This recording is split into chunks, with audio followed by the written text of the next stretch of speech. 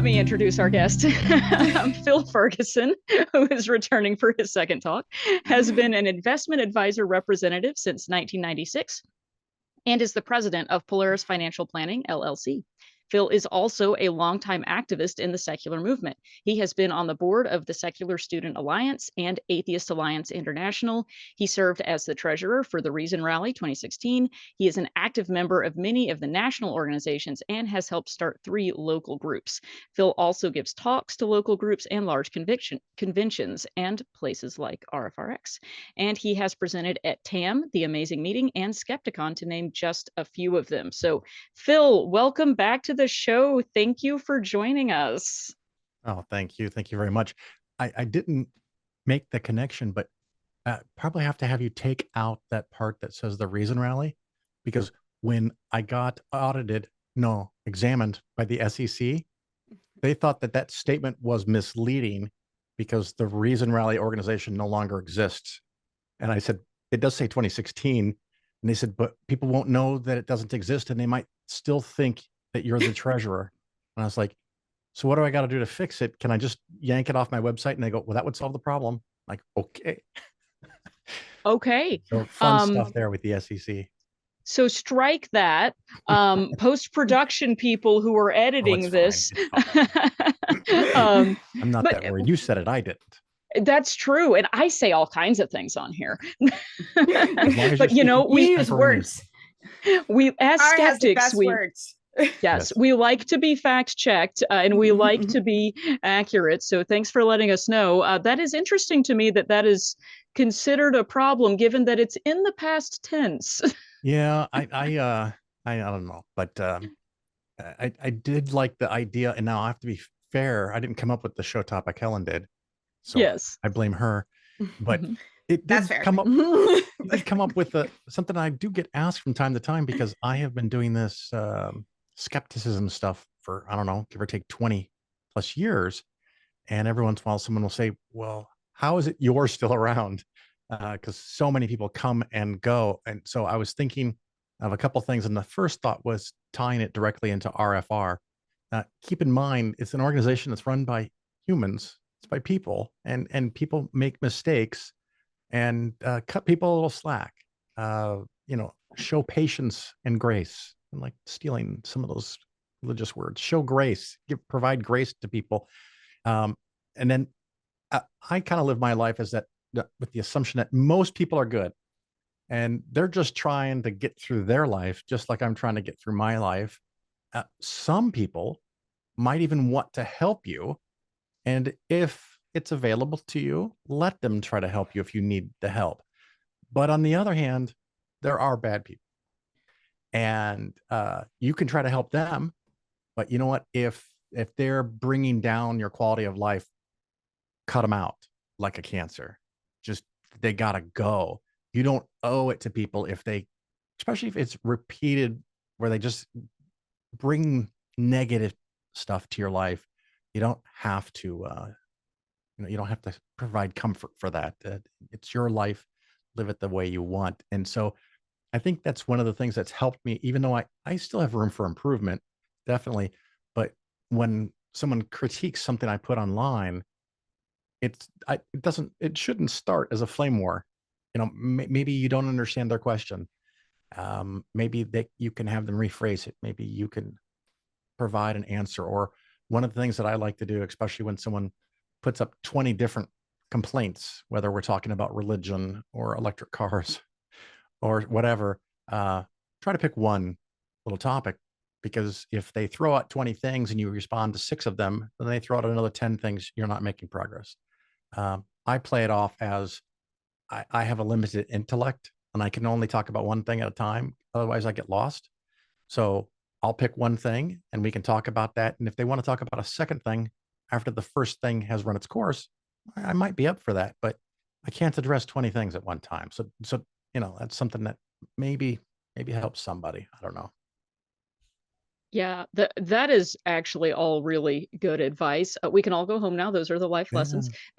I wish I had thought about that advice earlier about what you said about not accepting bad people or people treating you badly over and over and over again. And I think that's one of the things that sometimes it's a message that some people might have gotten in their religious training when they get teaching, like I know I remember people teaching us things like, well, you know, Jesus says if someone offends you, you have to forgive that person 7 times, or, you know, basically as many times as it happens. And there are people that I think will take advantage of that, but no, to your point, in fact, I we had don't have to. a niece, an adult niece, about a year ago. She asked me, she said, Phil, whenever there's these arguments and fighting within the family, somehow you're never involved with it. How is that? And I said, I just don't give a fuck. I honestly, you know, if someone pisses me off, I either tell them or I don't. I don't tell anybody else. If someone causes me a problem, I tell them and I give them an opportunity to fix it. And if they can't fix it and they continue to do the bad behavior, well, they're fucking dead to me, and I move on. So there's no drama, there's no gossiping from me generally. Just, you know, what other people do doesn't affect my worth. I value myself because I'm the only person I've got. And sometimes my wife and I were just watching a show where something tragic happened to somebody, and they're like, oh, this thing happened to me when I was a kid and I blame myself. And maybe I'm lucky, maybe I'm unlucky. I'm below average on sympathy and apathy, empathy, and that can be a problem. But I don't struggle with that. Oh my God, I did this terrible thing 10 years ago. Well, don't do it again, or whatever it was, but don't blame yourself. Don't lose sleep over it. Just try to be your best. Try to always do better. I don't know. I'll just talk all night, you guys. Ask me a question. I love that. That's why we invited you. Yes. So you can talk. But that is why we brought you here. Yes. Yeah. I do like kind of really appreciate you saying that, though, because like that was a lesson I had to learn. But I've kind of, you know, doing the work that we do here at RfR and stuff, you'll hear people like, you know, I feel so guilty, and you know, they feel guilty about things they didn't know before, or Right. something they did in the past. And I'm like, well, now you know better, do better. Maya Angelou, which I agree with. If you know better, do better and forgive yourself for the things you did wrong or the things you didn't know, because you can't go back and change it. All you can do is move forward, try to become a better person. You know, it's just like one of those things. Every once in a while I'll see someone says, if you could go back to high school and fix all the things you did wrong, would you do it? And for me, it's so easy. No, fuck no. Those things that I did right and wrong are me. That makes me the things that I learned from because I fucked them up. There's a lot of things. People who don't know, I run a business called Polaris Financial Planning, and I help people plan for retirement and keep their money safe, relatively safe, and growing it in retirement so they always have money. So many mistakes. I've been doing it 28 years, and I don't even try to kid myself that I know everything. I don't. There's so much to know. There's so many rules that change. And a lot of times I learned something only after I fucked it up. I had someone a couple of years ago that was applying for Medicare. So they had just turned 65. And 2 years before they applied for Medicare, we revamped their total portfolio, and they had a lot of capital gains. Well, Medicare considered that as income in that year. And instead of them paying something like $350 a month for Medicare, they had to pay $800 a month for Medicare. Ooh. And I didn't know that what I recommended could hurt them so much financially. And I was just devastated. I did some research and I found out there was an appeal process. So we learned about the appeal process, where to send the appeal letter, and I helped them craft the letter to explain why they had large capital gains in 1 year, because they were revamping their portfolio to be in retirement. You want to have a little bit less risk. And the Medicaid accepted that and put their monthly payment back to a lower rate and refunded them almost 2 years of extra payments back. So it worked out really good in the end, but I did fuck it up. And hopefully now that I know that, I can help other people avoid the problem in the first place. Yeah.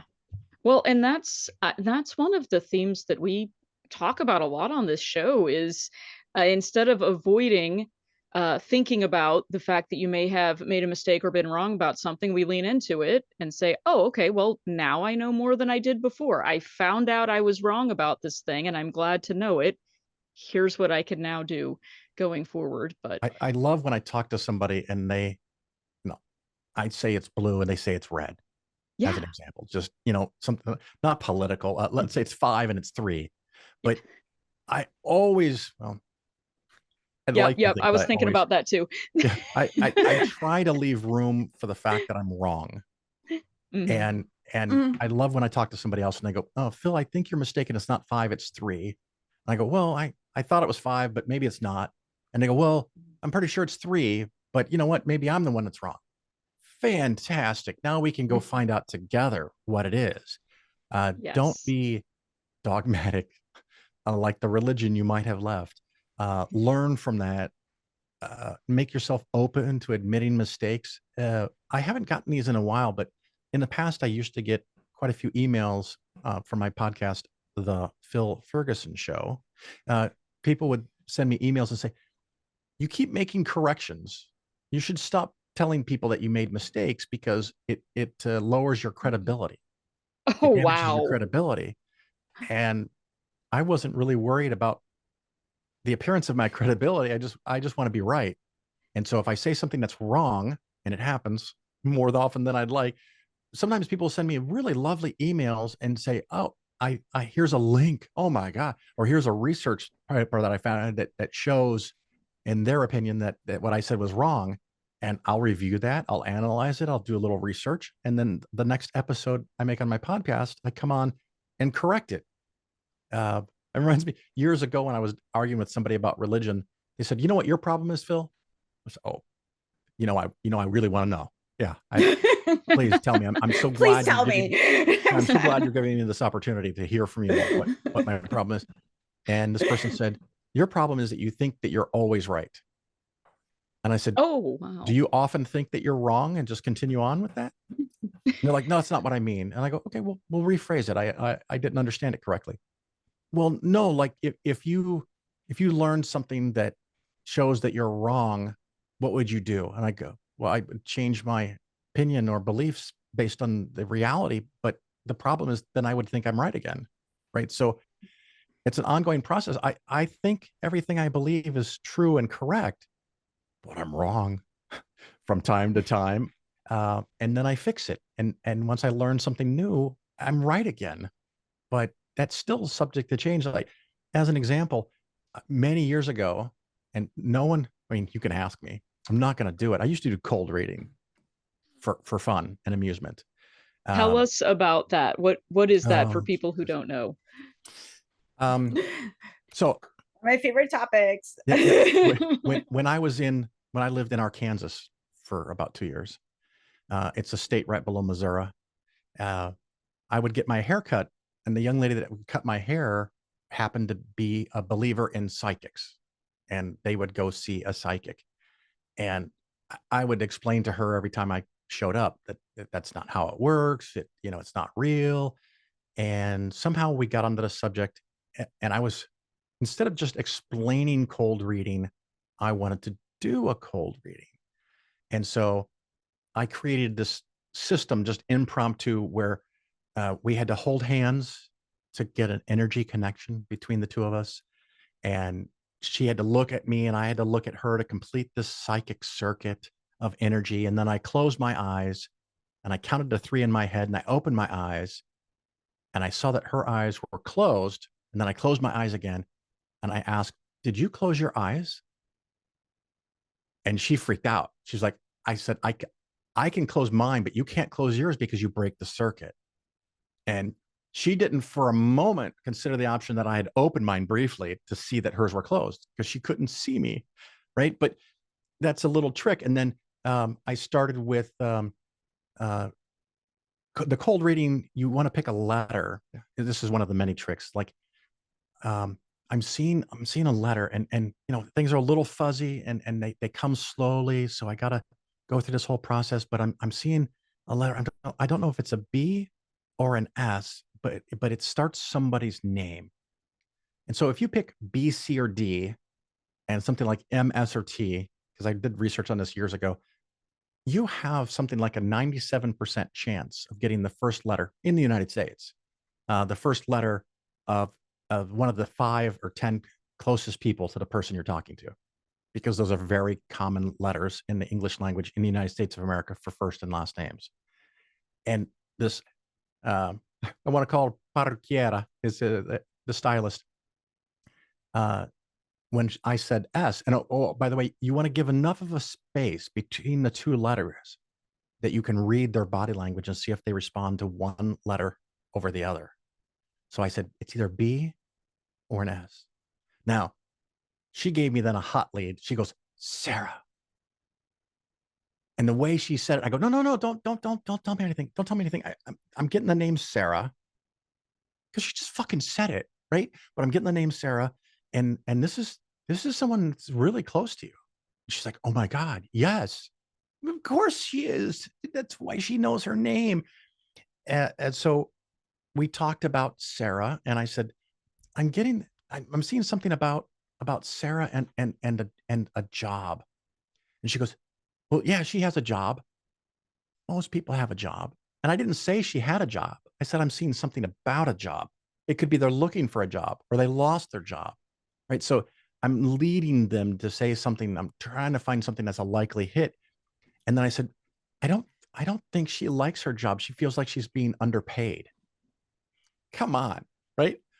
Most people think that. And the other thing that you happen to know as a cold reader is that people generally hang out with people in the same social economic status as themselves. She cuts hair for a living. She's not making $250,000 a year programming computers. So her friend probably is not making a lot of money either. So we talk back and forth. I keep saying things. And then to really set the hook, to use a fishing metaphor, which is very rare for me to do, I said, oh, you know what? We're done. I'm done. I got to stop. She's like, what did you see? Right. Oh, so now you couldn't pry her away from me. She had to know. And I hadn't thought of anything. I just was being dramatic for effect. And then I said, I see that Sarah has a car accident. Now, thank the flying spaghetti monster, she did not have an accident. But if Sarah in the following weeks had a serious car accident, right? And so this person now is freaking out. She's like visibly distraught, shaking. And I go, okay, game over, stop, time. I'm going to walk you through what I just did and how cold reading works. You told me that her name was Sarah. No, I didn't. You told me that she had a crappy job. No, I didn't. You knew that. And I was trying to explain it. And after about 5 or 6 minutes of me trying to explain, she said, oh, I get it. You don't want people to know. You don't want people to know, because that's what I started with. I said, I don't really do this anymore because I don't want people to know because it causes problems. And so I only saw her a few more times before I left that job, but she was absolutely convinced every time I came in that I was a psychic.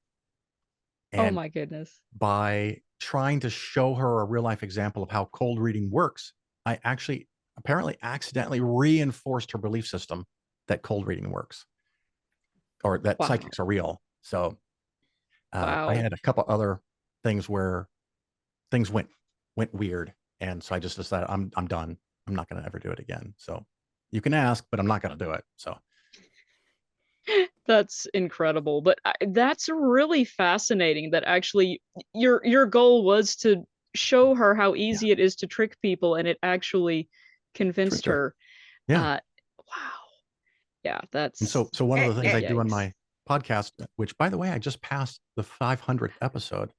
I know we were going to say, yay, you guys congratulations. made great notes. So thank you for making my job easier. I talk about investment scams, cons, ripoffs.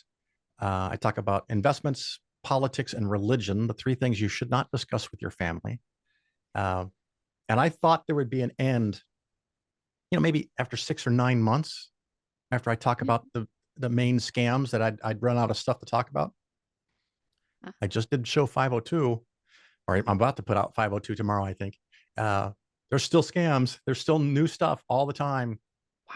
It's a never-ending parade of, as an example, when my dad passed away, my mom gets a phone call from an insurance agent. So I go to visit her, and she gives me the magnet that he gave her that she put on the refrigerator. And I'm like, I don't recognize this company name. So I call a guy, and he's being very vague and evasive. And I said, dude, does my family actually have an insurance policy with your company? And he's like, well, let me take a look. Let me take a look here. And he tries to change the subject a couple of times. And I said, I'm sorry, we're not going anywhere until you give me the policy number. And he says, oh, well, you don't actually have a policy with us yet. And I said, okay, so what is it that you want? Why did you come visit my mom? How did you even know to come visit my mom? And he said, well, she invited us over. Well, what do you mean she invited? Well, how did you end up in a conversation? Where did you meet her? Oh, is he a vampire? Yeah. He can She only come had to after invite sunset him because in. otherwise he would sparkle. And he says, no, I think she filled out a form at like a fair or a festival or a convention or something. And I said, oh, okay. I said, I see that you're about 10 minutes from where I am. I'm going to hop in my car and drive over there, and I want to see that form. And he goes, oh, as soon as we enter the data into the system, they get shredded. And I said, okay, well, here's the deal. I don't want you coming to the house anymore. And he goes, it's not a problem. It's what we do. I'm going to bring a friend of mine over there, and we're going to talk to her about how to protect her assets. So no matter how long she lives, she's going to be comfortable, and she's always going to be protected. And I said, I am so sorry. I wasn't clear. That was clearly my fault. Don't come to the house, period. Just don't. And he goes, no, it's not a problem. We love doing this, blah, blah, blah. And he goes, I said, okay, I'm trying to be nice, but now I'm done being nice. If you come to the house, you're going to risk your life because I'm going to bring out my gun and shoot you. And I'm going to report you to the state regulators that you are in violation of several laws, and I'm going to ask them to investigate you. And he goes, okay, well, if you need anything, give me another call. I go, yeah, thank you. I'm glad we understand each other now. I'll be sure and fill out another form next time I want to get scammed by you. Yeah. Wow. I do appreciate before my dad died, because he got cranky as he got older. And my dad died in July. He was 92, and he got a phone call from every time a scammer would call his house, they would ask how he's doing. He was like, I was doing okay until you called me. and he would basically tell them, like, you guys are the worst, taking advantage of old people. And he's like, he did this to every single scammer that called his house. He just yelled. I'm like, this is what happens when you get old and you got too much free time. Yeah. You start yelling at scammers on the phone. And after my dad passed away, my mom, the number of calls that she got escalated to the point where she couldn't answer the phone. At the home phone, the one that's connected to the wall. So we ended up getting her a VoIP phone, voice over internet protocol phone, because scammers know that no old people have VoIP phones. So they call landlines on purpose, because the only people that have landlines now are 80 or 70s. So someone who's 30 doesn't have a landline. They're not going to. So there's weird things like that we learned. But she got scammed once. She called me one time and she says, I was just talking to Microsoft. I was like, no, you weren't. Oh, go ahead. No. And she said, they helped me put on the new version of Windows. No. Okay. No. I'm gonna come over tomorrow, Mom, and we'll take a look at it. And so I come over and I bring with me a new laptop, like a $400 laptop that she can play solitaire and check emails on, because that's what she used it for. And I look at the other laptop and I unplug it, and I said, I'm gonna brick it. And I got a friend who's got a big bulk magnet. We're just gonna wipe it. She didn't have any photos or music or anything on it. Yeah. And she goes, what, you don't think that was actually Microsoft? And I go, nope. Oh. Microsoft doesn't provide that kind of service. So. Yeah. Well, and so this is a great topic, I think, that kind of represents an important intersection between kind of your two areas of expertise, right? Finance and skepticism and critical thinking, and like not getting scammed is kind of how those skills come together. But since we're kind of talking with you about, how things have changed over the last several years, as we mentioned, you're on your 500th episode of your program.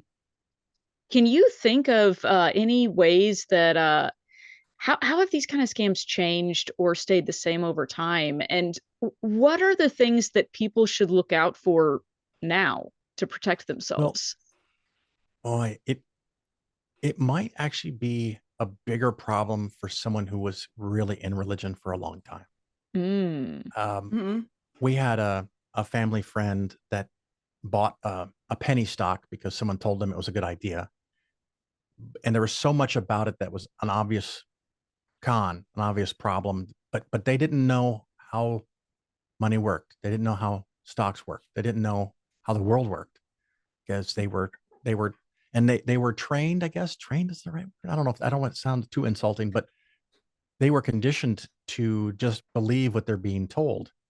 And Mhm. the comment came out one time was, "Why would someone lie to me?" Why? All kinds of reasons people lie to you. But they were taught that when the person goes up to the front of the congregation and says things, it's always true. It's absolutely true. Whatever they say is literally the gospel. If you understand what I'm saying. Um, and it's true because they're saying it, because people tell you true things and they weren't mentally, psychologically, emotionally prepared for someone to lie to them. What was the movie, The Invention of Lying kind of thing, or Yeah.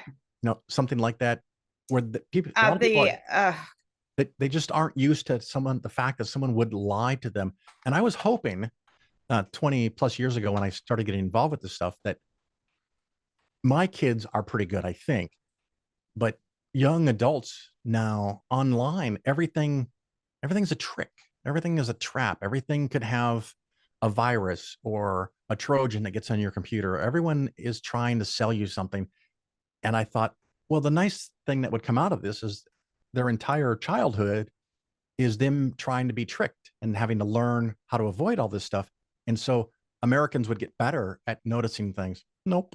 If anything, I think it's worse than it was 10 or 20 years ago, because people just believe any stupid fucking thing that they hear. I mean, we got this whole people eating cats and dog bullshit going out. We have someone, I know you guys can't have an opinion on politics, and I'll stop whenever you tell me to, but I sure have got fucking opinions when I talk on my show because I'm not a 501c3. But the idea that people believe these, and of course, on the other side, when Trump got nicked by a bullet, they're like, oh, he must have had a blood packet because blood doesn't drip like that. What?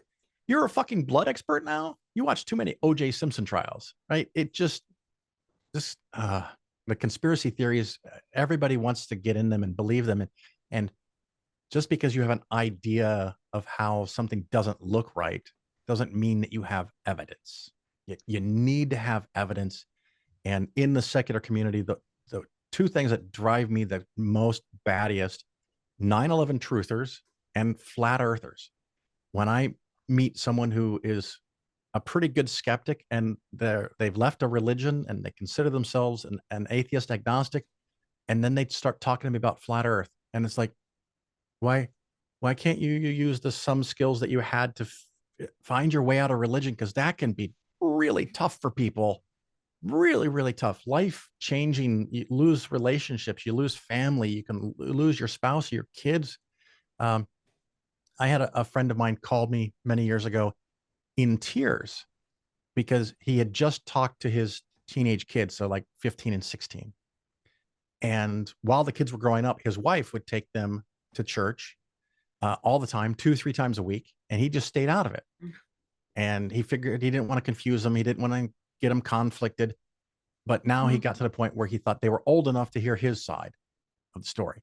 So he sits them down to explain to them that he's an atheist, and here's how he looks at the world. And the daughter was the older one of the two kids. She gets up and she said, we were warned that this day would come and we're not supposed to listen to you. And the kids got up and walked out on their dad. And he called me up and he's like, I'm losing my kids. And I said, oh no, you just got notified that you've already lost your kids. You are the only one who didn't know it, but everyone else knew what they were doing, and they were priming those kids in case that moment ever come up. So one of the talks that I've given in the past is called Breaking the Cycle: How to Get Kids Out of Religion. And the first time I gave that talk, people were like, well, that's what Christians do with Bible camps and all this stuff. And I go, yeah, it is. Mm-hmm. That is what they do. And we have an obligation to teach kids about reality. We can't wait for them to figure it out. A lot of people do figure it out, but a lot of people don't. So I am a big advocate for getting in there and doing that. But I like to say that the nice thing about the internet is you can find anything. The big problem with the internet is you can find anything. So if you think the earth is hollow, there's a website for that. If you think it's not gravity, but electromagnetism that makes the planets orbit the sun, there's a website for that. You can go find it. You think the earth is flat, you can go find it. You think the Twin Towers were taken down by George W. Bush, you can go find that. There's always something there. No, and it used to be you were hanging out with your local group of friends or you were at the bar or something. And if you said, hey, people are eating cats and dogs, they would laugh in your fucking face and throw a beer on you and say, get the fuck out of my house. But now you can find 1,000 friends that all think that's a good idea. That's really what's going on. Yeah. Yeah. That really makes it tough. That is so difficult, especially if you're, for example, dealing with someone who didn't grow up with computers and doesn't know how to tell the difference between a website that is reputable and credible and one that isn't. And I shouldn't just say that that's people who didn't grow up with computers. Anybody can get bad information on the internet, but how do you inoculate yourself against that? If you, Phil, are going on the internet to investigate something, let's say you do a podcast episode and someone emails you and says, Phil, you're wrong again. Here's a link, and this is why you're wrong. Do you have a process that you use to evaluate that? Well, a couple of things I like to do is alternate word searches. Because if you type in a few keywords, the algorithm's going to give you what it thinks you want. Mm-hmm. So you can change the order, you can change the syntax, you can add, remove a word. It's nice to have a few trusted sources. I mean, I think Investopedia is really good for investment stuff. If someone tells you about an investment and why it's a great deal, make a little note and go to Investopedia and check it out. It's like Wikipedia. But basic, like the idea, that someone's going to solve all your problems, or someone's going to cure you, or someone's going to make you rich and it's going to be easy. I mean, that should trigger something in your brain. I've always been not a good joiner. And when people tell me something that's good, I get a little panicky because what's my luck that I'm getting this opportunity to buy this oil well in Texas? That someone comes and knocks on my door and says, I can only have 20 people invest in this, and I've already got 19. You're the last person. This opportunity is going to go away tomorrow. Really? That's how that works. Solar panels are a big scam now. I mean, I love them. I've got them on 2 different houses. They work, save me a lot of money on electricity. But the people that come and knock on your door, I see them as, if you're out hunting and an animal comes up to you and says, shoot me, you shouldn't get that one because it's infected or something. It's ill. Don't buy solar panels from anyone that knocks on your door. That solves the problem right there. You don't have to evaluate whatever they say or claim. That they're knocking on your door. It's probably going to be a problem. Easy money. The phrase I like is, have you ever known anyone that's always trying to strike it rich? Have you ever noticed they're always trying? Because it didn't work last time. Yep. It didn't work the last 10 times. But now they've got this new idea, this new thing. In the investment world, I think of myself as the tortoise in the tortoise and the hare parable. I stick to what works. I give painfully boring investment advice sometimes. But if you do the things that work and you save a bunch of money and you have some time to let it grow, anyone and everyone can be rich if they can pay their bills. That's a whole nother cultural, generational problem that's going to be a problem for everybody. But trust you me, there's plenty of people my age and older that have no money. So it's not just age based, but it probably is harder today than it was 20 years ago.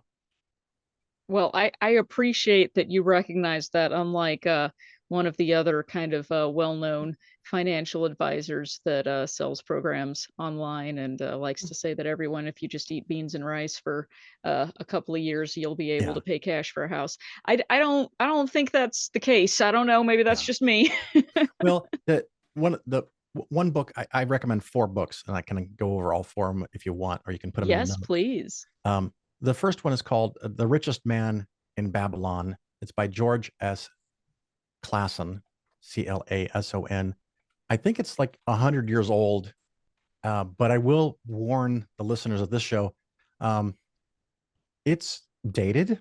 That's a polite way of saying it. It's not woke. It has certain gender and race notions that we find completely unacceptable today.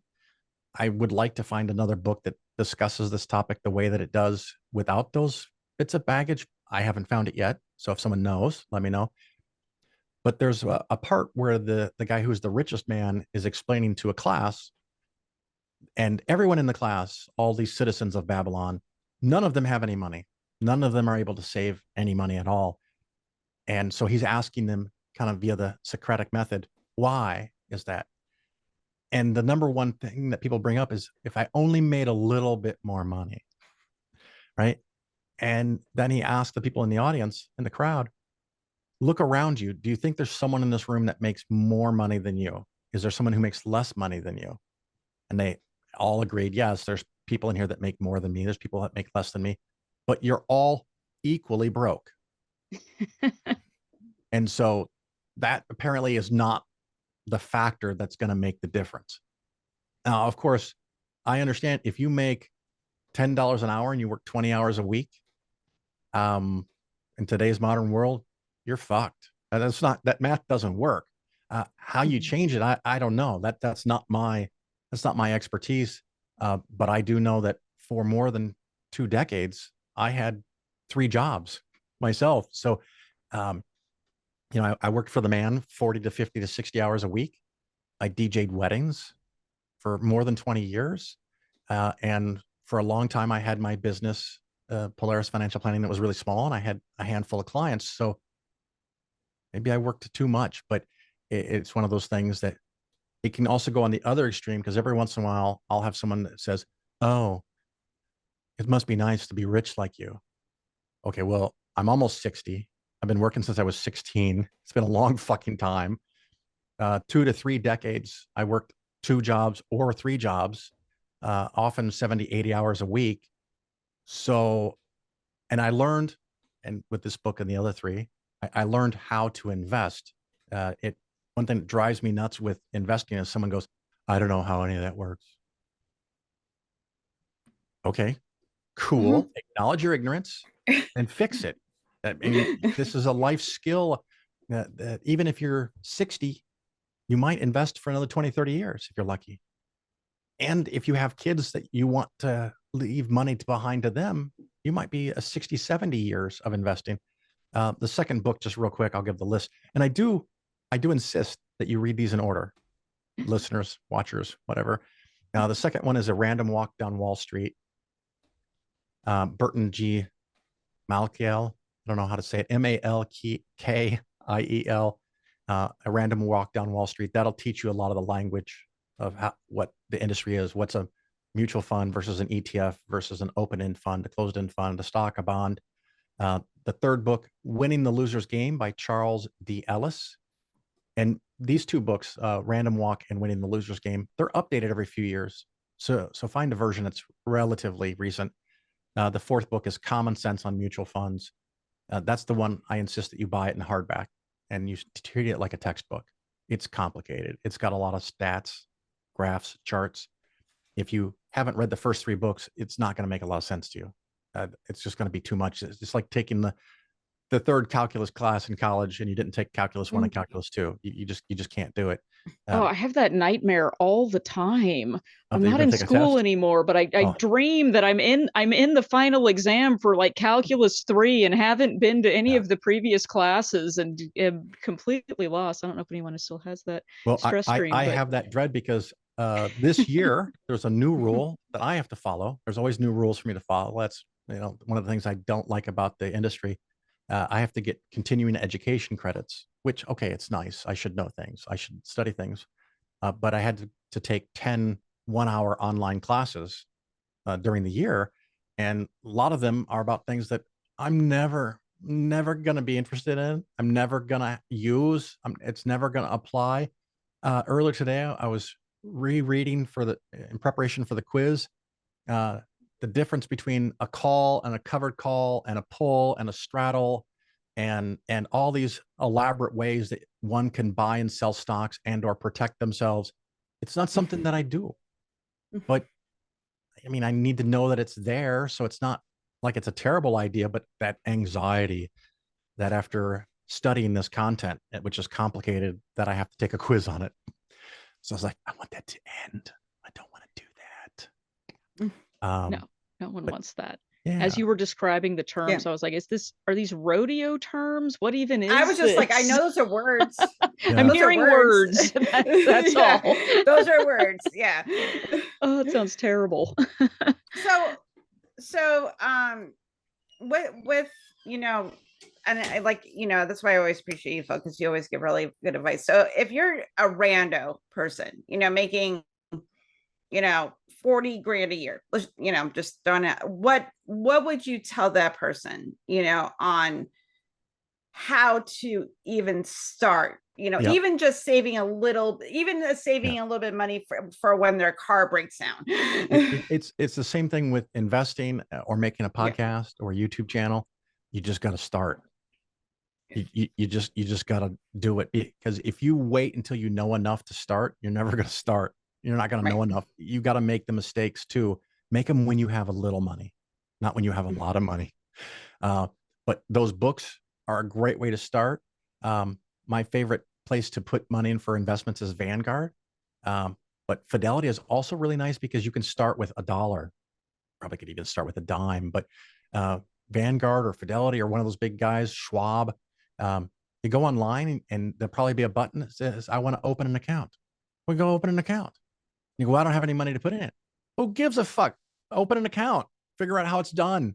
You're in the modern world. You can do it. I've got confidence. You can go to a URL and click through the steps. And now, yay, you have a brokerage account. No money in it. Link it to your bank. And this is something that some of these apps like Betterment and these other places have gotten kind of a good leg up in the game, because they've made it so easy that everybody feels like they can do it. You can do the same shit at Vanguard. They're just not good at marketing the 25-year-olds. And they're not good at gamificating your investments, which, by the way, if you have an investment tool, you feel like you can't look away, you have to check it every day, you're doing it wrong. It's turned into a game, not an investment. But you go open an account at Fidelity, let's just say. You open it up, you have no money. You link it to your bank, and you can set up your bank to send $5 over every week. That's next to nothing. But it's $5 you didn't save before.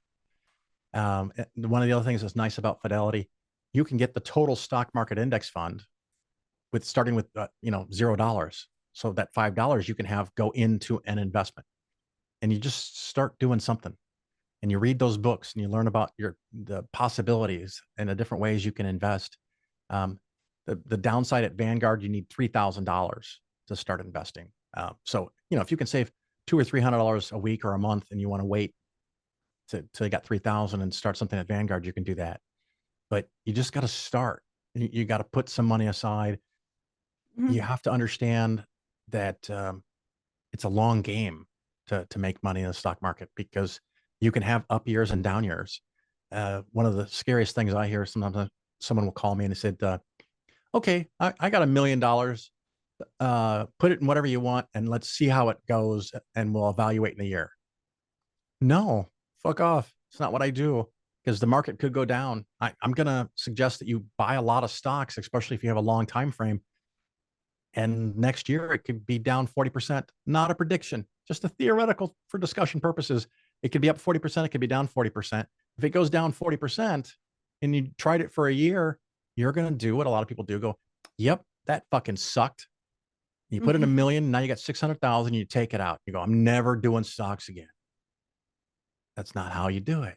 You got to keep adding money. Matter of fact, if you're under 40, the best thing you could ever hope for your financial future is for the stock market to fall by 50% and stay down there for a decade, because you're buying everything on sale.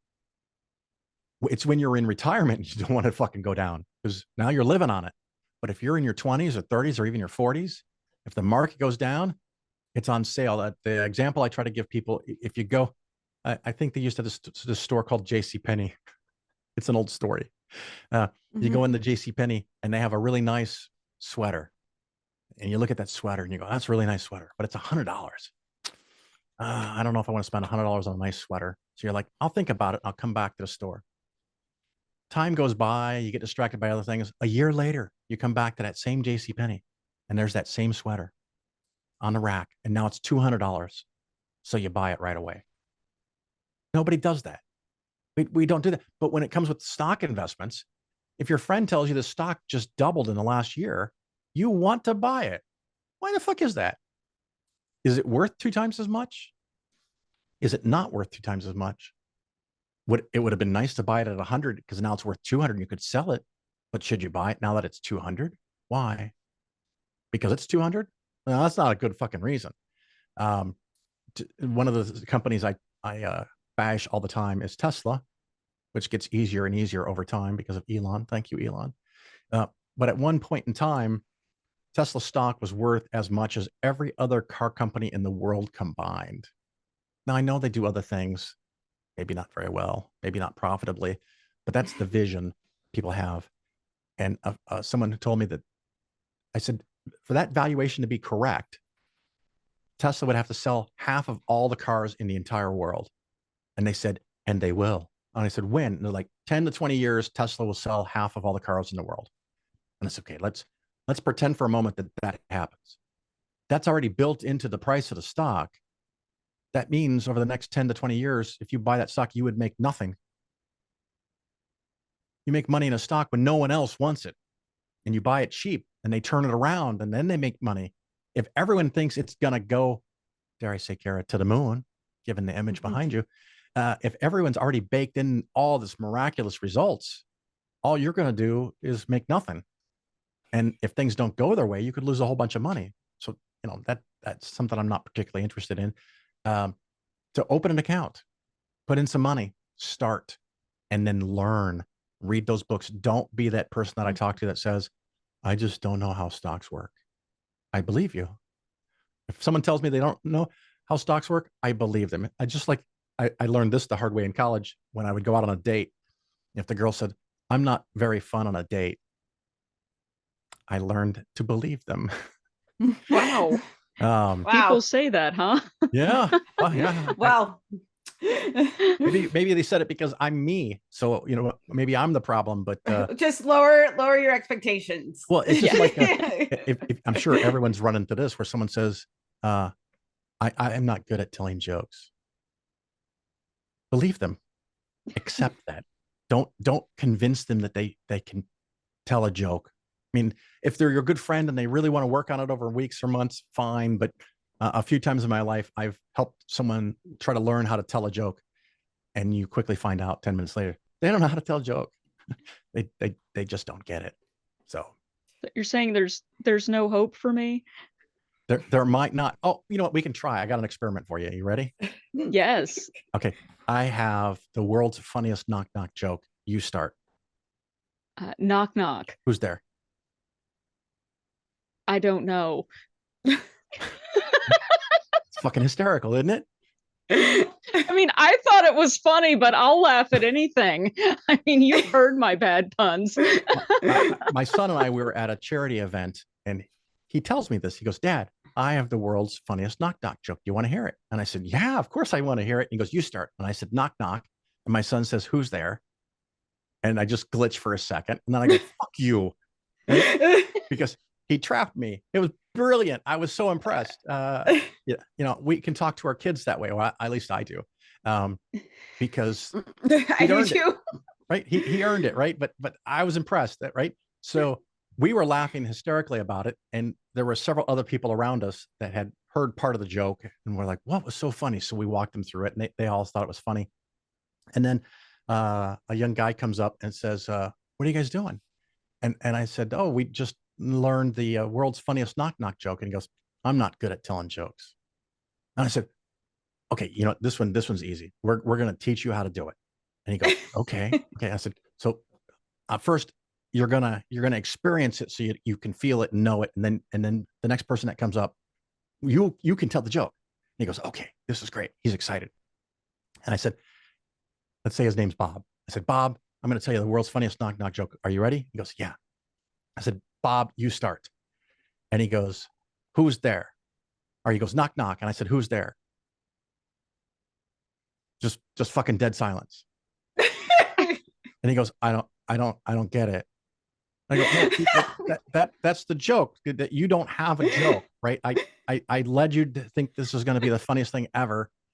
And he goes, oh, okay, but you guys were laughing hysterically. And I said, oh, because when my son did it to me, my response to him was, fuck you, right? And so everybody just died at that juxtaposition of me saying, fuck you to my son. And so Bob's like, oh, okay.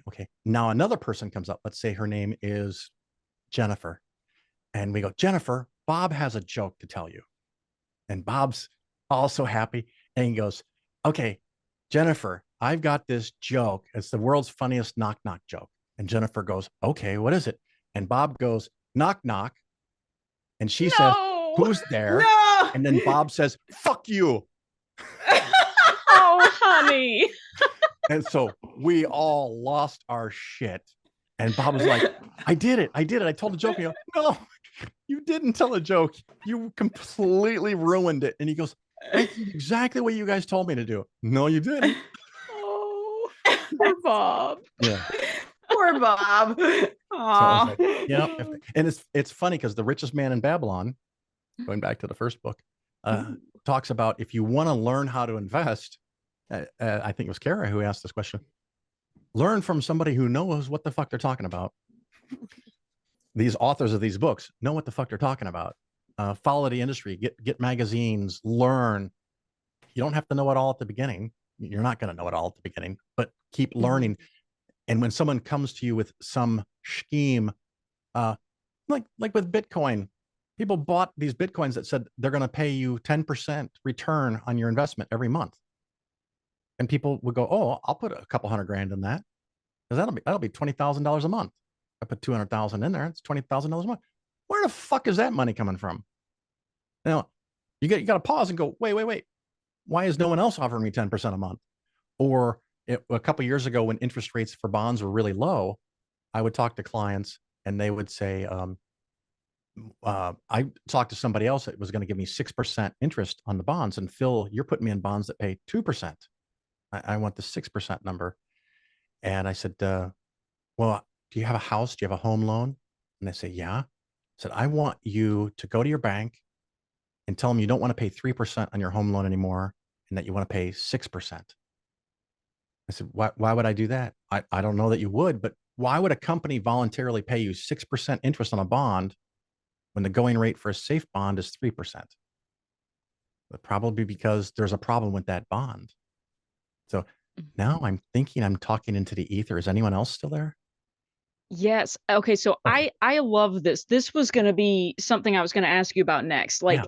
given that a lot of people who may have not been investing money before, but want to start, obviously, you don't necessarily, to your point, start out with a lot of money that you have to invest. You might be kind of risk averse, and there's all this misinformation floating around out there. There's all these ways to get scammed. It sounds like the first principle that you're kind of giving us here is, okay, first of all, if it sounds too good to be true, like you're going to magically get a giant pile of money, that's a red flag, right? Stay away from that. What else? What are some other kind of key things people should look out for right away, and go, no, this is going to be a scam? I touched on it before, but this idea that you're the lucky one, that you have this opportunity to get in on this thing before it closes. There's always other investment options. If anyone, whether it's car sales or cryptocurrency or solar panels or investments, anytime there's a time constraint on the opportunity, walk the fuck away. I had a nephew call me and he says, Uncle Phil, you know a lot about buying a car. And I said, I know some things. And he goes, I'm looking at buying this car and what do I need to know?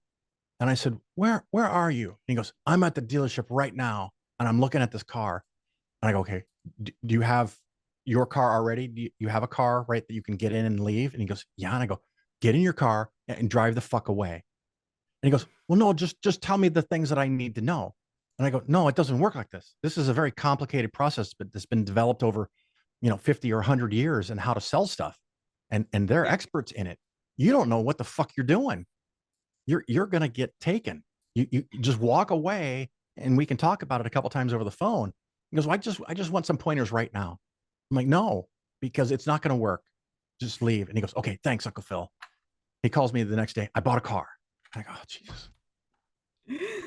And he says, and they gave me a deal on the extended warranty. It was only $5,000, but they added that to the loan, so I don't have to pay for that right away. It's like, so he's paying more than $5,000 for it. Yeah. Oh, yeah, no. 5,000, and his interest rate was like 19% because he had really shitty credit. Oh no! I had that happen to a coworker. Yeah. And because they were 19 years old, they went to go buy. This was a few years ago. Went to go buy a car. Never bought a car before. Didn't ask us who are older and have bought cars. And they come back and they got like this, 1997 beater that they paid, I think over market price for it. Like they didn't get the blue book rate, and then they had a 16% interest rate. And I was like, oh my God. I'm like, you are paying more than the car is worth to these numbnuts. I mean, there's no end to trickery, and every industry has its own different tricks. For example, I was with another young relative and we went to a dealership and told him what our budget was. And the salesperson's like, yeah, that's not really enough to get a car. So what they're trying to do is yank up your budget right from the very beginning. And we're like, well, that's our budget. And he says, okay, well, you know what? I've got one car that fits in your budget, because we told him the budget was $10,000. So he takes us over to this like 10-year-old Geo Metro with 250,000 miles on it. And it's got a sticker on it for $9,000. And so my nephew gets in it, drives it around, and he goes, wow, that's really expensive for $9,000. And then the guy goes, now look at this other car over here. This is $14,000. My nephew's like, well, that's a way better deal. Yeah, because the $9,000 was a fictitiously high price. They keep that car on the lot to change your mindset for how much you think a car costs. That car is worth like $3,000, but they've got a sticker on it for $9,000.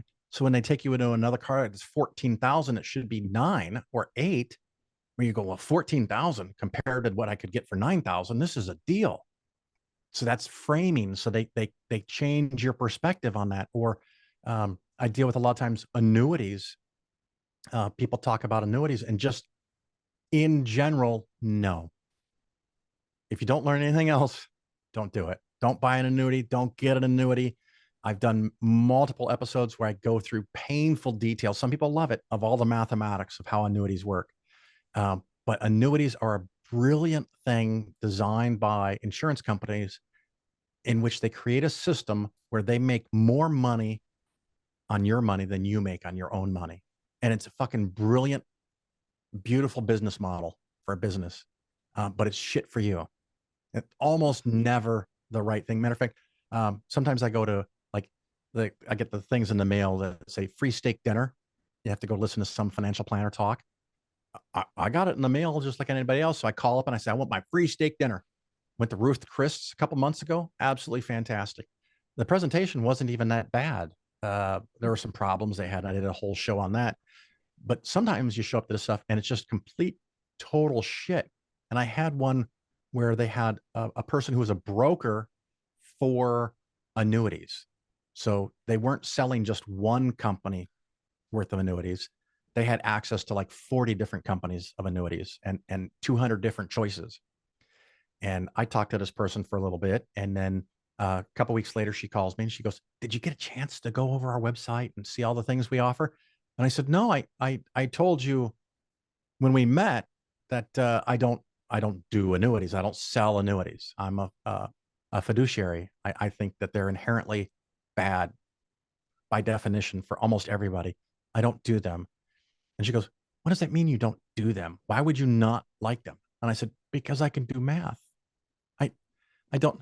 And she goes, "No, you just there's a right annuity for everybody." And I said, "I tell you what, how many different annuities do you have access to?" She's like, "Over 200 of them." And I said, "Make a theoretical customer.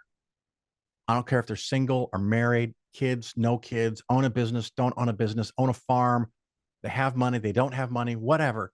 Create a theoretical customer. And then you go through the 200 annuities that you have and you pick the one that's the perfect fit. And then you give me all the details of the theoretical customer. And then you give me the contract and the disclosure documents and all the promotional materials. And I'm going to read everything that you send me. And I'm going to do a 20 to 30-minute segment on my podcast where I'll go over all the pros and cons of what you sent me. And if it's good, I'll say that it's good. But if it's a piece of shit, I'm going to say it's a piece of shit." And she said, "Well, you're not taking this seriously." Oh, really? Oh, wait, what? Who else has ever offered to spend hours and hours and hours going over the details? She goes, "You're just not being serious right now." I'm like, "Are you going to pick one out and send it to me?" She goes, "Nope," and hangs up the phone. I got to remember that next time somebody calls me Dana. trying to sell me something. Yeah. Like, we're going to talk about it on the podcast. Yeah. Well, I did a whole long episode on how to buy solar panels. I And remember that one. and so one of the things, first of all, I tell people, you need to understand what you're buying. You don't learn how to buy solar panels from someone selling you solar panels. Just you don't want to learn about annuities from someone that sells annuities. The joke in the industry is annuities are not bought, they're sold. Because nobody sits around and goes, "I think I want to get an annuity. Where do I go get one?" And then you go shopping for them. No, you get sucked into a free steak dinner, or you have someone comes into your house. So for solar panels, you need to know what you're doing first. You need to know what watts are, kilowatts. You need to know volts and amps a little bit. It's not that hard. If you're going to spend $20,000 on something, you should know basics about how it works. If you're not going to make that effort, I'm sure there's a fucking solar YouTube panels. video. Yeah, and they're out there. Go learn from multiple different sources.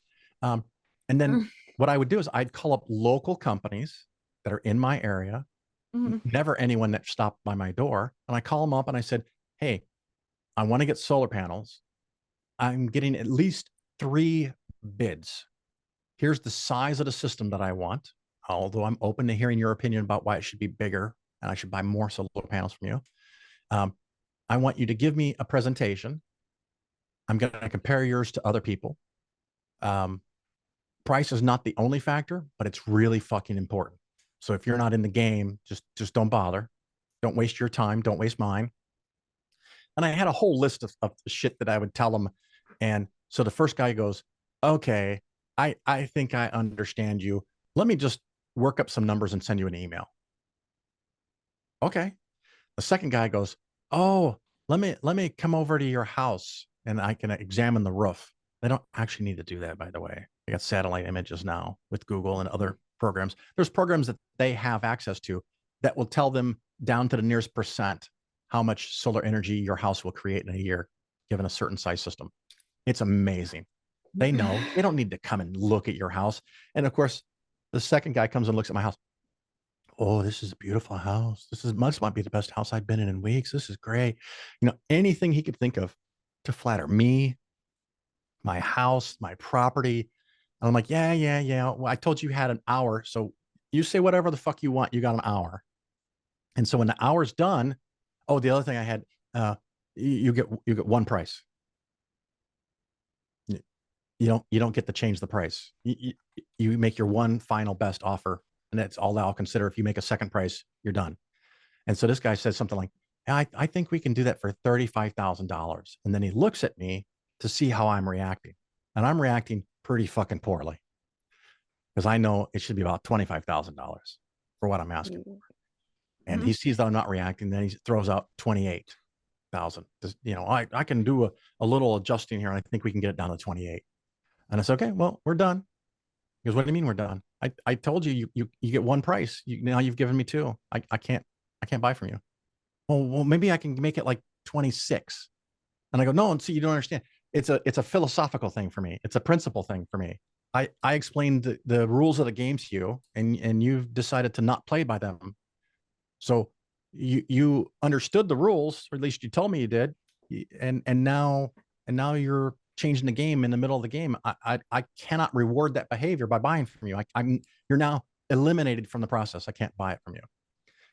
And so when the third guy came, I learned from the second guy, and I said, hey, let's just meet on the front porch. I got a couple of chairs I pulled out, so I don't have to kick him out of my house because he's never getting in my fucking house.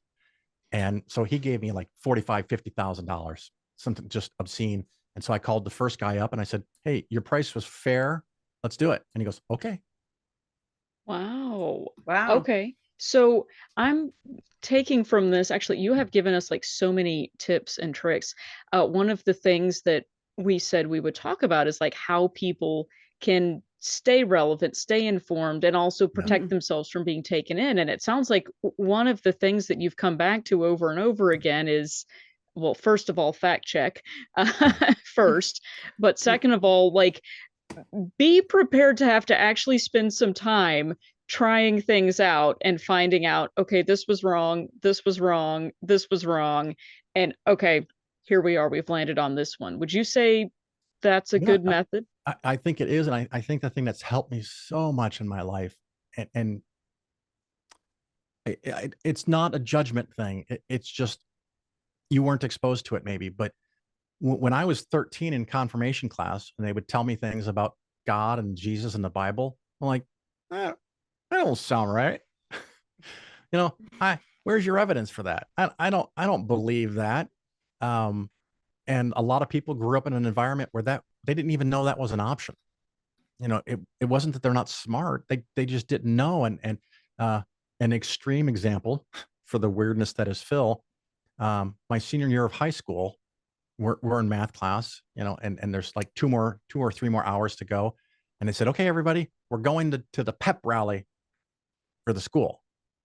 And anyone that knows anything about me and hasn't heard this story already, I'm not a joiner.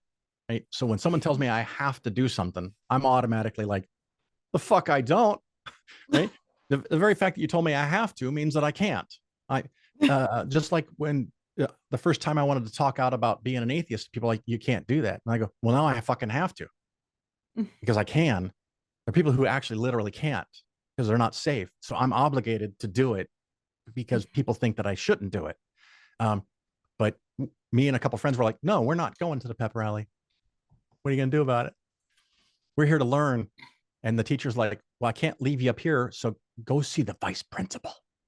In my school, that was the scary thing. You had to go see the vice principal. Wow, that escalated quickly. Yeah. So the five of us, we go to the vice principal, you know, the office for the high school. And we walk in, and he goes, what can I do for you guys? You know, he's thinking we're there to get something because we're going to be helpful because, you know, we're the brown nosers, the top grades in the school. And we're like, well, we're not going to the pep rally. And he sinks down in his chair. What do you mean you're not going to the pep rally, guys? we're not going. We're conscientious objectors. We're not going to the pep rally. Our parents and all the people that live in these cities are paying your salary and all this expense for this building so we can get an education. And you want us to go to a pep rally? We're not going to it. We want to be taught something. And he's like, okay, I'll tell you what. If you guys don't go, I'll give you detentions. We said, okay, you do what you have to do. Give us detentions. He's like, oh, God damn it. I'm not going to give you detentions. Just go to the pep rally. We're not going. And he's like, why not? And I said, now think about this. If there's a student that goes to this school and doesn't support the team, okay, whatever. They don't have to. There's no moral, legal obligation to have to support the fucking Warriors or whatever the goddamn team is. But think about this. Someone doesn't support the football team, goes to this pep rally, and after an hour of entertainment, they now do support the pep rally. How fucked up is that? That someone's will can be changed within an hour by a pep rally is that what a school should be doing, is teaching people that their will and their desires and their preferences should be changed by a single presentation. And particularly one that's based on an emotional appeal and he's several techniques used to manipulate people. Go to the library. We're like, okay, cool. So we go to the library, and about 5 minutes later, the librarian, and this is one of those schools where they built the school, but they didn't have enough money for the walls in between. So, so the library was this huge open area. And this head librarian comes walking across, walks straight towards us, not a happy look on her face. She goes, because of you boys, I'm missing the pep rally, and I can't thank you enough. So anytime after that, there was something, we didn't ask, we didn't talk to anybody. We just went to the library. She showed up at the library, and I love that so much. I was about to say, there's no way the librarian wanted to go to that pep rally. No, and it's one of those things that there's something off inside of me, different. As soon as like if you're out with 4 or 5 friends and everybody's drinking, and they say, Phil, you have to drink. Well, fuck you. I don't have to drink. Oh no, if you don't drink this, or if you don't drink that, if you don't do our thing, if you don't, oh, fuck off.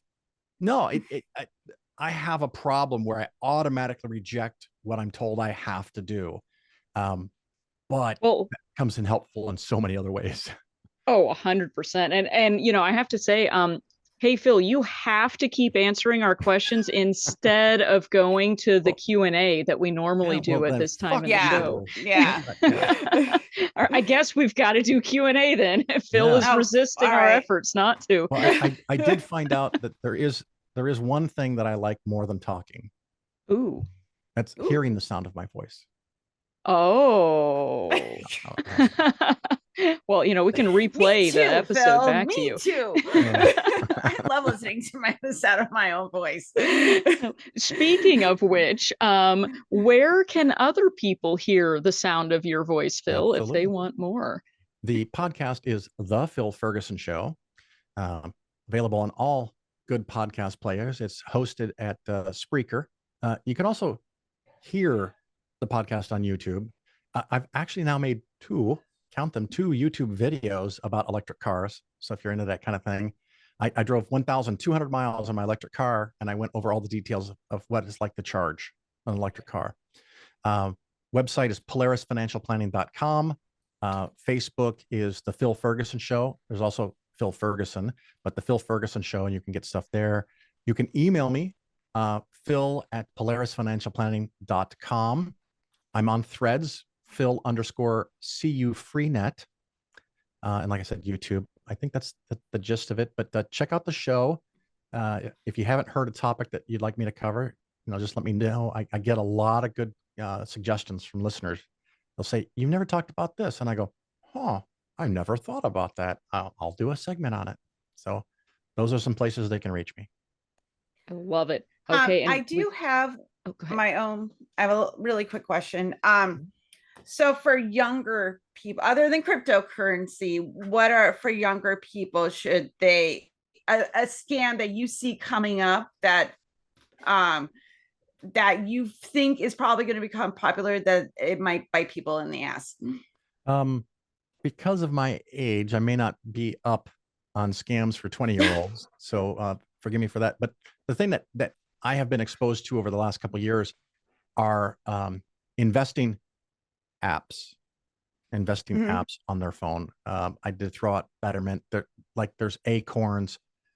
A lot of them have some kind of weird fee structure or trick that when you want to get your money out, it's a problem. These apps are counterproductive. It's just like, I don't know what app did this. My daughter told me, because she's now in her late 20s, but sometimes apps will have a thing where they'll keep track of how many times you've talked to a certain friend. It's 30 days, it's 31 days. Don't be the one to break the streak. And these things that the program is designed to keep you addicted, to keep you coming back. They need your eyeballs so they can sell ads. And investing apps do the same thing. To me, it's the gamification of investing. They want to make it a game. So there's prizes and there's rewards and there's opportunities for bonus points or free trades or whatever. If you're doing something like that where you feel you have to check your investments a couple times a day or a couple times a week, you're probably in the wrong fucking place and you're doing it wrong. If you have a plan, and with my podcast, I have, in my business, I have the Polaris plan. You don't have to do my plan, but you need to build a fucking plan. You don't have to have it to start with, but you need to have a plan, because you have to take emotion out of your investing. So if you're using an app that's pulling your emotional strings and making you want to come back, making you want to check, making you want to do things, they're not doing that for your benefit. They're doing that for their benefit. And you're probably gonna have fees and penalties and costs that you didn't know about until it's too late. Because I've had people try to move money out of those accounts, and the fees can be hundreds and hundreds of dollars. I had someone that had $900 and they wanted to take their money out, and it cost them $275 to take their $900 out. So a year of putting in money and trying to learn, they ended up with less money, not more. So be aware of that. If it's too good to be true, sounds too easy. Another, just a brand new index fund that you could buy, not an index fund, an ETF that you can buy. It's called Music. I think it's like MUSQ or something like that, Music, where you can invest money and they buy the publishing rights for different pieces of music, and you can invest like rich people. That's another trick all the time. You can invest like rich people and make money in the music industry. No, complete bullshit. There's ones that do that for real estate. It's a trap. Don't do it. There's one that does that for, at least one, probably several that do it for art. And they'll set up with a couple $1 million and they'll buy a bunch of art, and then they sell some of the art, and then they can report that they made 20 or 30%. But they also control the valuation of all the art that they didn't sell. And so like, all they have to do is buy 200 pieces of art and sell 5 that actually went up in value on the market, and then evaluate everything that's still in their inventory at whatever price they want. And they can make these wild claims about how much money they make you. And then after you put money in, it turns out that everything that they still have is shit. And you know, they're not going to get half their money back. So everything's a trick. I guess anything that comes to you is a trick. You got to go learn. You got to go buy the books. You've got to read the books. You got to go open your own account. If it's too easy, it's not going to work. Probably not, as you said, too good to be true. Yeah. Good to know. If they're selling it to you, it's probably not worth it. Okay. And if you're looking for an advisor, not that you asked, and you don't have to hire me, that's fine. You want to ask if they are a fiduciary advisor, which means they have a legal, moral, and ethical, but legal obligation to put your interest first. It is very, very common for people in the business now, because I am a fiduciary. I've always been. It's 100%. So you want to ask them, are you a fiduciary 100% of the time? Because if it's not 100% of the time, it's like your attorney, you know, you're accused of murder, and the attorney says, we have client privileges. You can tell me anything you want, unless I don't like it. And then I'm going to go tell the cops. Okay. So the client attorney privilege just disappeared if it's not 100% of the time. And it's the same thing with fiduciary. So what they'll do is they'll say the advisor is fiduciary, but then at some point after you sat down with them a few times, the advisor says, hey, there's another guy in our office who sells long-term healthcare insurance. And a lot of people go bankrupt, not true, by having these long-term payments to a nursing home or something. You should talk to him. Now that person gets a 15% commission. That person is not a fiduciary. But the first person you talked to said that they were a fiduciary. So you just kind of start assuming everyone in that office is a fiduciary, and they're not. So if they do anything that's not fiduciary, you shouldn't use them at all. And you can ask for them to put that in writing, that they are a fiduciary 100% of the time, with every account that you have, with every dollar that you have. If they're not willing to do that, walk away and look for another advisor. Okay, that's good advice. I remember I learned what that word meant on the last episode that we had you on. That was good. Yeah. I like to learn things. Okay. Excellent. Well, we have many more questions. Yes. let's launch into them. Another great one that I love to talk about. We all read or watch or listen to the news in some form. How Yeah. can we check that the news we're getting is not misleading us? What if the news is not fiduciary? Yeah. So just like insurance companies, news is a financial business, and they want to captivate you. They want to keep you watching so they can sell ads. So you have to understand that, first of all. The next thing is, if you ever find that you're only watching one or two sources of news, you're probably doing it wrong. You want to have multiple sources. You want to have sources inside your country and outside your country. So if you're in the United States, I'm not just talking about Fox versus ABC. I want Fox. Well, I want Fox not at all, but I want you to listen to BBC. I want you to listen to Al Jazeera. I want you to listen to Russian TV, but not too much. Different countries. Italian, I like to watch Italian news, French news, German news, Brazilian news, just to get the different perspectives. Read newspapers if you can find them, or if you can get a decent one where you don't have to get a subscription, or just buy the subscription. That's an unfortunate piece of reality today. The more likely the information is to be true and correct, is more likely you have to pay for it. So the shitty free news gets spread much more easily than the valuable fact check news, because you have to spend $5 a week or something for it. But multiple sources, check, double check.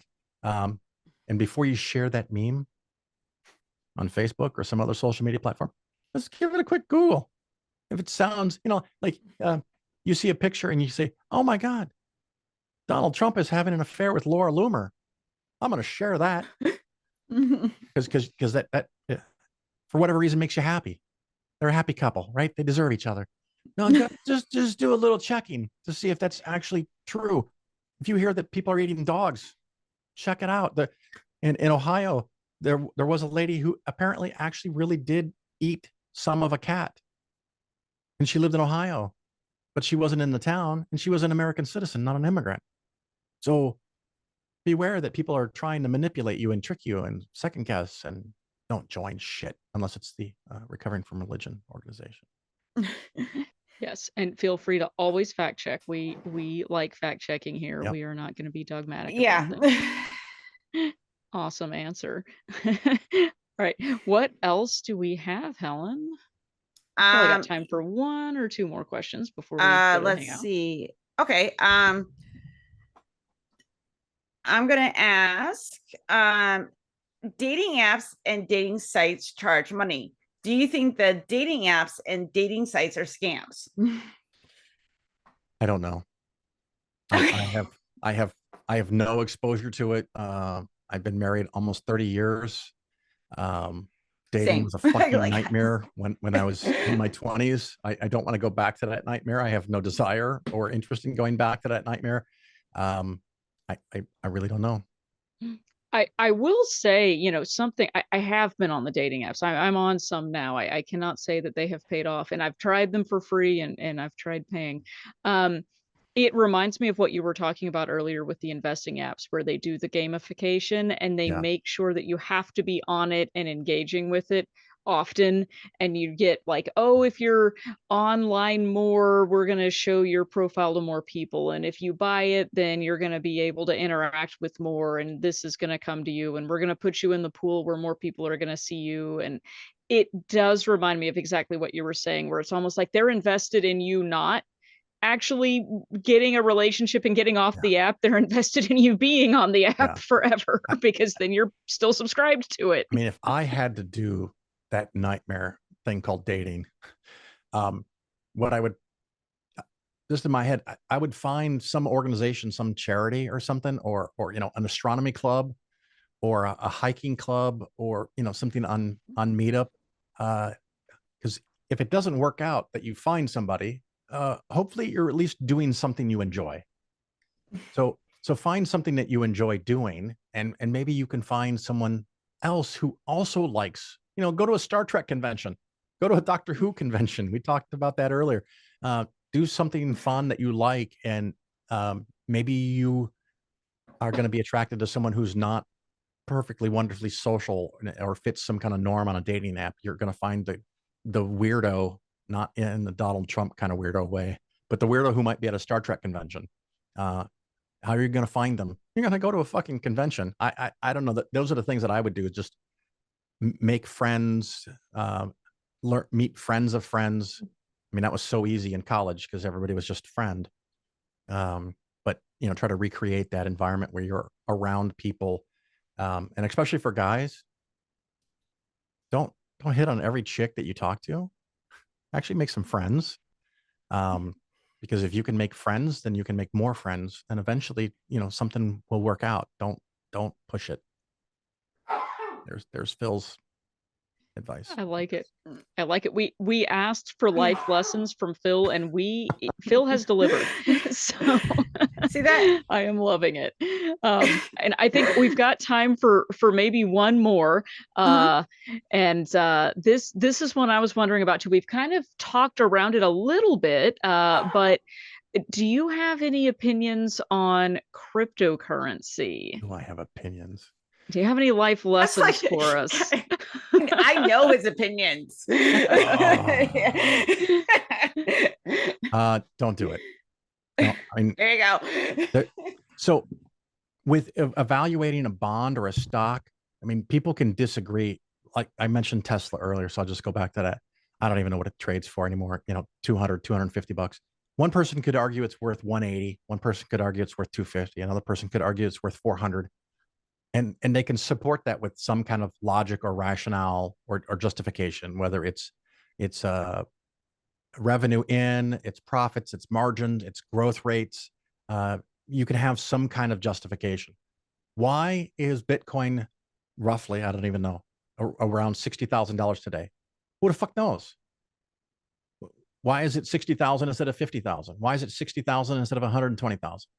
There's absolutely nothing behind any of it to create any value that you're going to get as a wink, wink, nudge, nudge investment. And the reason it's so promoted is because the people that already own it need to promote it. I mean, it's the ultimate pump and dump. You can look at, I was talking to somebody and I said, there's like 15,000 different cryptocurrencies. And someone said, well, 98% of those are shit coins. That's the phrase they use, shit coin. And I said, well, we 98% agree, right? Because I just think it's 100%. I have one less cryptocurrency than you. Like the joke, I believe in one less God than you. I believe in one less cryptocurrency than you. My favorite of all time is Grimace coin. You guys know Grimace from McDonald's? From McDonald's? Yeah. I vaguely heard about this somewhere. Yeah, but I didn't care enough to invest, probably. Yeah. But I had to go investigate on it because I'm like, that sounds like some bullshit. Well, someone was asking McDonald's when they were going to start accepting cryptocurrency for payment in the stores. And the clever person at McDonald's on their social media, czar or whatever, says, when someone comes up with a Grimace coin, we'll accept that. And so a couple of young dudes said, we're going to make a Grimace coin. And they make a Grimace coin and they start selling them for $10 a piece. And they bring in like $5 million fucking dollars in a couple of weeks. And then they disappeared. And so did the $5 million. And you go, wait a minute, I just spent $3,000 on Grimace coin. I want out. Yeah, who are you going to sell it to? Nobody. And the price collapsed. And so the total value of the crypto market has been about the same for a couple of years now, but there's hundreds and hundreds of new coins that come in, suck in money, and then the money disappears. There's a few at the top that have stayed around for a while. Maybe they'll be here 100 years from now. I don't know, but I have no way to even pretend to create a rational valuation for it. It might as well be Beanie Babies. That it's supply and demand. There's no underlying value. If the demand stays, the price stays. At some point, when the shine comes off the turd, people don't want it. There's also nothing to stop it from going to zero. So don't do it. Just don't do it. Good to know. I love that Phil always gives us a straight answer. Yeah. And by the way, back in something like 2017, I did a 2-part episode on Bitcoin where I explained how it works, the energy usages, the pros and the cons. everything about it. That was really good. I listened to that. It was really, really good. That's I still the didn't number one realize show. that about the energy costs. That's why I knew what. That's why I knew. I was like, I know his opinion. Yeah, and so in business, there's a phrase that people like to use. You want a business that's scalable. So if you can sell your product to 100 people, can you sell it to 1,000? Can you sell it to 1 million people? That's how you make a whole lot of money. Bitcoin in particular, I'm picking on one cryptocurrency, which is half of the entire market. The other 14,999 are the other half. Just how weird it is. But I don't even know where the fuck I was going anymore. What was you were going towards don't do it. Yeah, don't do it. Just don't do it. But yeah, I did that episode, and like I said, the one thing that I did get was I would get emails. Most emails I ever got on any episode was the Bitcoin, and it would be like this: everything you said was wrong. Everything. Wow, bold claim. 2 fucking hours. Wow. Everything. I don't think I could get everything wrong or right. Even your name, Phil. Yeah. Over 2 hours of talking, I'm absolutely certain I made mistakes tonight. Tell me what they are and I'll get better. But I talked for 2 hours about Bitcoin and every single thing. So again, using the strategy that I mentioned earlier, I would write them back and I go, I can't fix everything. Give me one thing. Give me one thing that I got wrong. Give me some links. Let me learn about it. And I'll do some research. And if it was wrong, I'll come back on and I'll apologize and I'll tell everybody I was wrong. Crickets. Nothing. They never have anything. And of course, there's going to be someone listening to this show now that is a big fan of Bitcoin or cryptocurrency. And maybe I'll get some lovely mails from them. But if I have something wrong about it, let me know. But for me, I'm going to stick with the tortoise and the hare analogy. I stick to investments that I know have a long 100, 150, 200 year track record of going up in value. There's a way to evaluate them, and it has made me money. It can make you money. It just takes time. So I'm going to stick with what I know. I'm going to stick with what works. I don't like new shit. Love it. We like evidence here. Yes. Yeah. Send an email to RfRx at recoveringfromreligion.org if you have comments about cryptocurrency. We'll forward them to Phil. Don't send us emails about cryptocurrency. Oh, by the way, as proof of concept, I did create Philcoin. Oh my goodness. How's it doing? It originally launched at $20,000 a coin. And then I bought one from myself at 40,000. And so now it's worth 40,000 a coin. And there haven't been any transactions lately, but I'm really tempted to buy one for myself for $60,000. And that way all Philcoin would be worth $60,000. So your other Phil coins would then shoot up in value. Well, absolutely. If only you could use them for anything. And while they're not actually pennies, you do get a physical manifestation of the token. It looks just like a U.S. contemporary Lincoln penny that gets sent to you for free. So, wow! If you want to buy that's a return on my investment. Don't even worry about the $60,000. $40,000. You send me a check once it clears for $40,000. I will send you the physical representation of the actual token. It's not the actual token. It's just a representation. I will send you a penny to your address. Can I also get a psychic reading with mine? Yes. And some Dead Sea salt and a prayer rug. Sold. I don't know. I think like some Dead Sea salt, a crystal, and a reading. I love it. Okay, well, Phil, this has been amazing. As always, you have left us with many golden nuggets, which are like manifestations of good information. I don't know. I don't know what is a nugget. Well, I have a concept of a cryptocurrency. Oh, good. Oh, you know what? It's almost like a concept of a good idea. Yeah. I have a concept. It's a concept of a plan. I have a concept of a plan. I love it. We have lots of concepts of good ideas here. Yeah, we have lots of concepts. Amazing. Well, thank you again for joining us. We are going to wrap up and go to the Hangout so we can continue to have excellent conversation on this topic. I know there were a few other questions we didn't get to, and we will also discuss vampires and cryptocurrency and whatever else comes up. So stick around. Vampires with us that buy cryptocurrency. Trump's coming out with a cryptocurrency, by the way. Hey, what could go wrong? What could go wrong? What could go wrong? Well, I'll tell you what could go right. If you join us next week at the same time in the same channel, you can watch another awesome episode of RfRx. It won't be Phil next week, although we hope Phil will stop by anytime. But we'll have next week we've got Rebecca Hensler talking about grief beyond belief. The following week, we have Forrest Falkai talking about more life lessons, this time life lessons from the lab. And then after that, we have Helen, our very own Helen. We'll be talking about death, the high cost of living, and we'll be moving into our spooky themed episodes for the month of October with that one. So keep coming back. We'll have more episodes. And Helen, where can people find us on social media? Okay, so in case you didn't know and you're not on the internet, I will tell you where you can find us. You can go to Facebook. We have a Facebook main page. We also have a Facebook support group page. So you're just going to put in Recovering from Religion for the main page, and then you're going to put our RfR support groups project for the support group page. You're going to go on Twitter, and you're also going to find us at RfR.org. Oh my goodness, I can say words.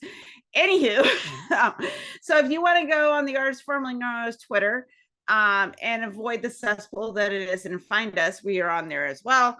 We are also on the TikTok. There's a little things that come up about RfRx talks and support groups and little things that are going on with our RfR. So go check us out on the TikTokies.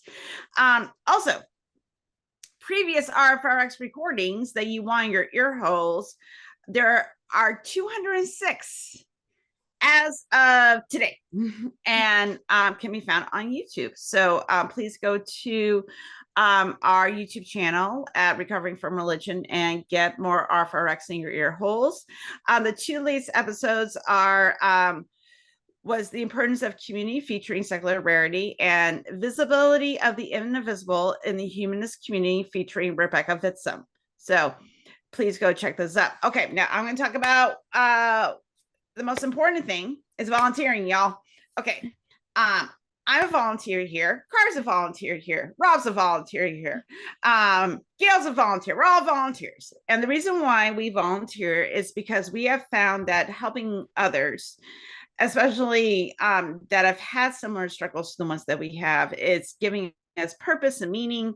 And it's part of our healing journey too, to give back and kind of remember the people that helped us along the way. We like to extend that to others. So there's a bunch of things you can do to volunteer for RfR. You can be an agent and talk to people. You can help vet our resources for our resource page. We are always looking for people to host support groups, support the online community, make sure it's modded well, IT support, and even what we're doing here right now. You can come in, book guests and help co-host, and that's a lot of fun as well. It's a good time. Also, we are seeking web developers. Oh my goodness, please help us. Help us pronounce these programs that we need web developers for. Okay, so I'm gonna fuck this up, everybody, but I'm gonna say them. Okay, we are seeking web developers in Node, Next.js, and relational databases. If you know what those words mean and you know how to code in those programs, please consider volunteering with us. Go to our volunteer page, fill out an application. It's a great time. I've been doing this for 4 years now, and it'll be 4 years in November. It's been really, really wonderful. Cara, how long have you been volunteering? Oh, that's a great question. Let's see. I started at the beginning of the pandemic times. So 3 years. Wait, maybe it's coming up. Maybe it's 4 as well. Like time, like stopped during COVID, and I can't keep track time anymore. Is illusion. Yes, it may be 4 years for me too. Now that you mention it, wow, that went quickly. But it doesn't feel like that, and we keep showing up, and we're still here. So yes. Please consider volunteering with us. Also, there is a 3-minute video at what we do at Recovering from Religion. Also, for those of you that are here, copy it and share it on your social media. So for people that might need us as a resource, so please do that as well. Okay, I'm done, Cara, for tonight. So that was I'm not awesome. going to talk anymore. Oh, I don't know about that. We're going to the hangout after this. But thank you for sharing all of that. And I want to bring on Dr. Ray, if he is still with us. There he is to wrap us up for the evening. Welcome. Thank you, Kara. Thank you, Phil, for doing this. Couldn't figure out what are you going to talk about tonight. And then it turned out to be really interesting. I actually got a few tips I didn't even think about before the thing I think I got out of is I knew a lot of what you said years and years ago, because my dad was pretty good with finance and money, but I didn't do it. I didn't do what he told me. I knew it, but I didn't do it until I was in my late 30s, early 40s. And then I finally got started with it. But I advise everybody, I agree with you totally. Get started as early as you can, even if it's just $5 a week. You're not going to miss $5 a week, but you will gain a lot in the long run. That $5 starts adding up over the years. Anyway, dang, you've done 500 sessions. That's mind-boggling. I did 60 of my little podcast, and it kicked my butt. So congratulations. I don't know how you do it. That's really tough. At least it was for me. Anyway, and the other thing, Phil, you've just enlightened me today. I didn't know you were a dating advisor. Maybe you got another career here for you. Who knows? Well, I don't really have anything else to add there, but I will say that anything that I like that what you said, because I never heard it put that way. Anything that comes to you is probably a trick. In fact, anything that comes to you is a trick. I think you're safer if just operate that way, not probably, but is, because on the 1 out of 100 you're wrong about, you ain't gonna miss anything probably. Anyway, thanks a lot.